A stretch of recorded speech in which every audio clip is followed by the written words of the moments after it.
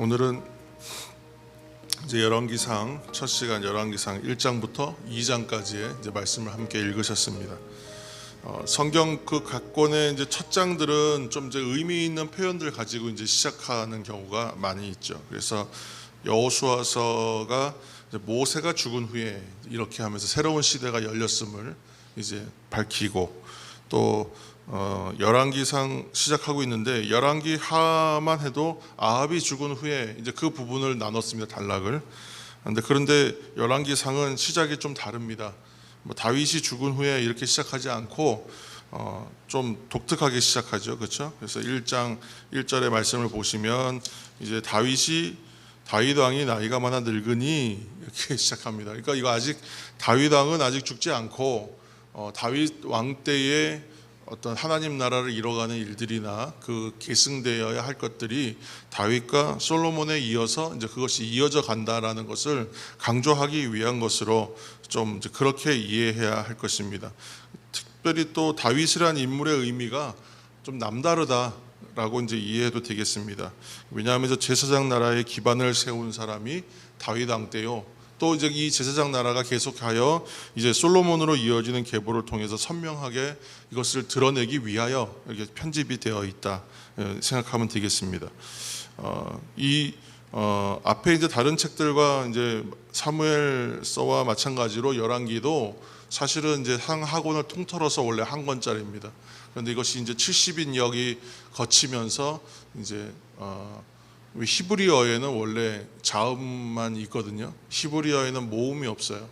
그런데 이제 히브리어에다가 모음을 붙인다는 얘기는 그만큼 이제 분량이 많아진다는 뜻이에요. 그래서 자음과 모음을 완성하여 붙이고 거기에 대한 해석을 가하고 이제 이러다 보니까 분량이 많아지는 거예요. 그래서 책을 이제 나눴다. 이제 그것이 보통 정설인데, 그래서 오늘 우리가 이제 시작하는 이제 열왕기도 이제 그렇게 이제 책이 이제 분량이 많아지면서 상권과 하권으로 나눴다, 이렇게 볼 수 있습니다. 성경에서의 메시지들을 잘 보시면 각 세대가 이어지는 걸 보면 세대가 세대 사이에 단절되느냐, 그렇지가 않고 마지막에 인물의 유언과 또 이제 그 유언이 이제 다음 세대에는 새로운 비전으로 이제 구체화되면서 이 관계가 연결되는 것을 알 수 있는데, 예를 들어서 야곱이 이제 유언을 하고 축복의 말들을 내놓으면 그것이 12아들에게 영향을 주면서 12개의 지파로 이제 비전처럼 이루어져 간다.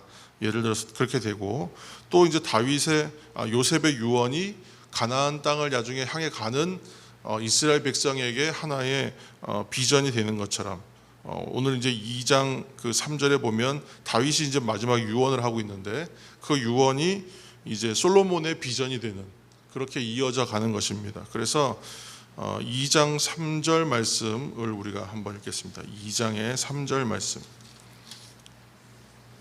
2장 3절. 내 하나님 여호와의 명령을 지켜 그 길로 행하여 그 법률과 계명과 율례와 증거를 모세의 율법에 기록된 대로 지키라. 그리하면 네가 무엇을 하든지 어디로 가든지 형통할지라. 아멘. 그래서 이것이 이제 다윗이 주는 유언인데, 하나님의 법률과 계명과 율례와 증거를 지켜라. 이것이 이제 가장 중요한 메시지입니다. 왕위가 승계되는 그 와중에 이런 일이 생깁니다. 다윗의 넷째 아들인 이제 아도니아가 스스로 왕이 되겠다 해서 일종의 쿠데타를 일으킵니다. 그리고 스스로 왕위에 오르기까지 합니다. 이렇게 하면 이제 왕이 된다고 생각했던 것 같아요. 그런데 아도니아가 그 실제적으로 이제 압살롬에 이은 넷째 아들이고, 또 압살롬 못지않게 또 잘생겼고 외모가 훌륭하고 사람들에게 인정을 받았고, 그렇기 때문에 당시의 왕위 계승으로 따지면 서열 1등이고, 또 요압과 아비아달, 다윗 왕 앞에서 유일하게 그 앞에서 아니오를 말할 수 있는 권력자였던 요압이 그의 편을 들었기 때문에, 조력자로 있었기 때문에 이제 이 충분히 가능하다고 생각했던 거예요. 그리고 다윗 왕에게 총애를 받는 아들이었습니다. 그러니까 다윗 왕으로 하여금 뭐 거절당하거나 뭐 너는 왜 그렇게 하냐 이런 핀잔을 들은 적이 없는, 한 번도. 그렇기 때문에 뭐 자기가 이제 왕위를 이어받겠다 이렇게 생각했던 것 같아요.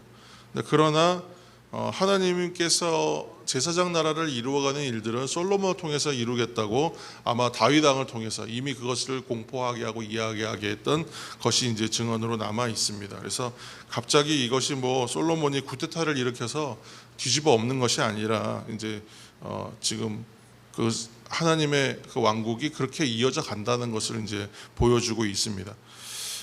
결국은 여기서도 신앙의 이제 주제는 순종과 불순종, 하나님의 말씀에 대하여 청종하는 것으로 이제 열왕기에 있는 이야기들이 흘러가는데, 이 열왕기의 구조가 여기에 지금 처음에 솔로몬 즉위하는 이야기와 통치, 그리고 왕국이 이제 분열되는 것, 그리고 난 다음에 북쪽이 먼저 멸망하고 남쪽이 멸망하는 것, 이렇게 해서 크게 세 부분으로 열왕기가 진행이 되는데, 열왕기의 이야기가 우리가 좀 읽다 보면 역대기하고 이제 계속 일치되고 이렇게 좀 겹친다 그러죠. 겹치는 부분이 많습니다. 그러나 좀 차이가 있습니다. 열왕기는 남과 북 왕국, 남왕국과 북왕국의 이야기를 모두 다루는 것이고, 역대기에는 남유다 왕만 집중해서 다룹니다.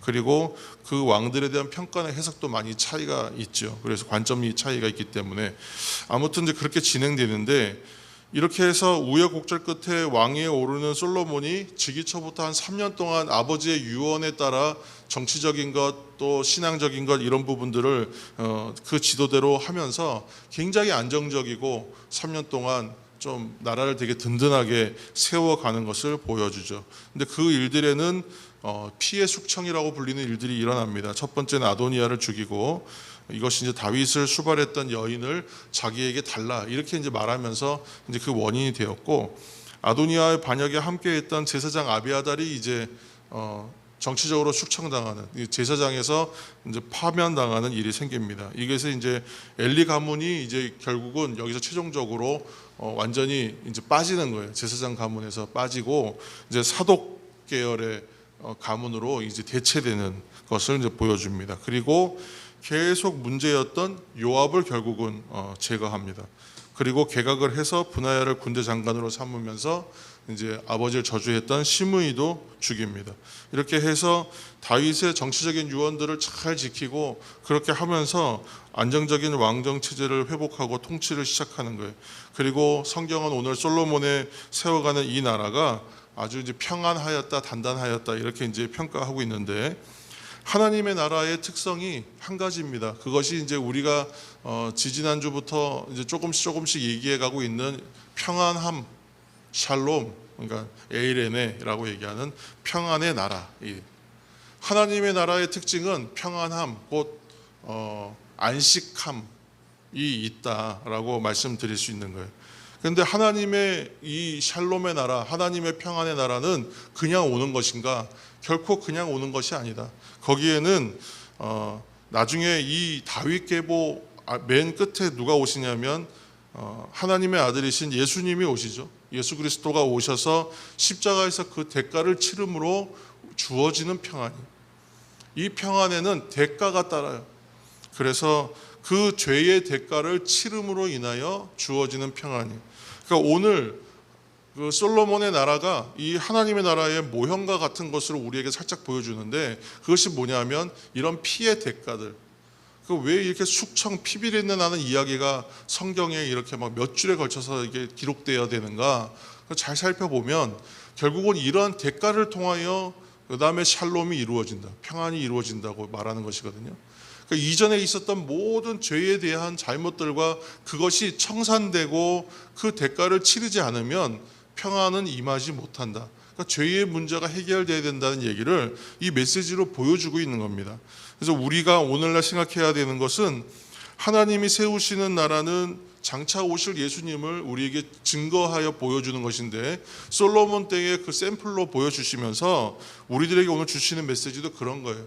우리 각자가 교회고 우리가 함께 교회가 되어가는 것인데, 우리 안에 우리 안에 자리 잡아야 될 나라, 이 각자 교회되어 있는 하나님의 성도들과 우리들에게 이 각자 안에 주어지는 하나님의 나라, 완성되어야 될 하나님의 나라는 샬롬의 나라, 평안의 나라이다, 안식하는 나라이다. 그런데 이것을 위해서는 뭐냐면 무언가 대가를 치러야 돼요. 근데 이것은 예수님이 이 땅에 오셔서 이미 대가를 치르셨어요. 그러면 우리가 이 땅에서 하나님의 나라를 각자의 삶 가운데에서 완성해 가기 위해서는 어떻게 살아야 되느냐? 결국은 내가 주님처럼, 주님을 닮아가자는 얘기가 내가 죽어지고 낮아지고 나도 부서지고 쓰러지는 대가를 치름으로 이 땅의 화평을 이루어내는, 예수님께서 그렇지 못한 세상에 오셔서 그러한 세상을 만들기 위하여, 화평하지 못한 나라를 화평하게 하기 위하여 하나님의 아들이신 그분이 오셔서 자신이 죽으심으로 죄의 대가를 치르고 이 땅에 화평의 나라를 구현해 가시는 것처럼, 이 땅에 예수님을 닮아가는 하나님의 사람들도 우리를 내어놓고 우리를 하나님 앞에 순종하고 내가 죽어짐으로 인해서, 내가 죽어져서, 그래서 이 땅에 하나님의 나라의 화평을 이루어 가야 된다는 것입니다. 그래서 골로새서인가요? 거기에 사도 바울이 고백할 때에 그런 말씀을 하잖아요. 그리스도의 남은 고난을 내 육체에 채운다. 굉장히 유명한 말을 남기잖아요. 근데 그 말이 성경 속의 난제라 그래갖고 이것을 어떻게 해석해야 맞냐는 얘기가 있어요, 질문들이. 그러나 오늘 이러한 관점들에서 보면 그렇게 어려운 얘기가 아닙니다. 결국은 그리스도의 남은 고난을 내 육체에 채운다는 얘기는, 성도로서 이 땅에 살아가면서 고난의 삶을 살아야 되는 이유는 고난 다음에 은혜다, 이런 간단한 도식도 있지만 이 관점, 하나님의 나라가 이 땅 가운데 이루어지는 평안함을 이루어가는 세대, 곧 교회로서의 사명, 그것이 바로 그리스도의 남은 육체를, 우리의 남은 고난을 우리 육체에 채우는 것이다 라고 해석할 수 있다는 것이죠.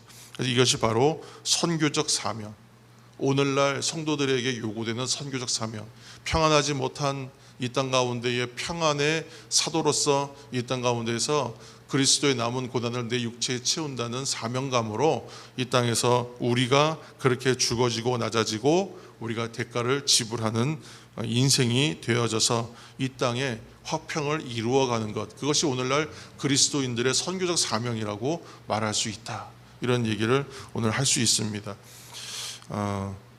오늘 이 간단한 이야기들 속에서 그렇게까지 끌어내야 합니까? 이제 질문하신 분이 혹시 있을지 모르겠습니다만, 성경은 나에게 주시는 이야기, 오늘날 이 시대를 살아가는 성도들의 이야기로 읽어낼 때에 계속 이 메시지가 우리에 와서 부딪힙니다.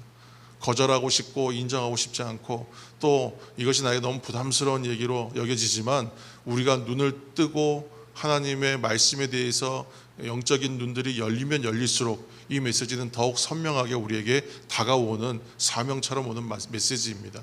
이 말씀에 귀를 기울이시는 저와 여러분이 되셔서 이 시대에 남은 사명을 채워가는 그리스도의 어떤 그러한 남은 고난을 우리의 육체에 채우는 그러한 사명을 이루어가는 저와 여러분 되시기를 예수님의 이름으로 축원합니다.